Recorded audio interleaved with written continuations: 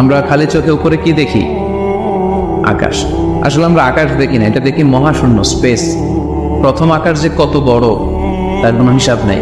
এই যে পৃথিবী থেকে সূর্য 13 লক্ষ গুণ বড়, পুরো পৃথিবীটাই তো আমাদের দেখার সুযোগ হয়নি।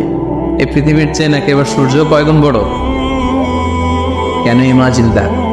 13 লক্ষ গুণ বড়। সূর্যের চেয়ে এরকম কোটি কোটি গুণ বড় তারা আছে। এরকম বিলিয়ন বিলিয়ন তারা নিয়ে আমাদের গ্যালাক্সির নাম হচ্ছে মিল্কি ওয়ে। এটার পরে আরেকটা গ্যালাক্সি সবচেয়ে কাছের অ্যান্ড্রোমেডা, ওটা আরো বড়। ওইখানে বিলিয়ন বিলিয়ন ট্রিলিয়ন গ্যালাক্সি। এরকম প্রত্যেকটা গ্যালাক্সি ঘুরছে, প্রত্যেকটা তারা তাওয়াফ করছে মহাশূন্যে।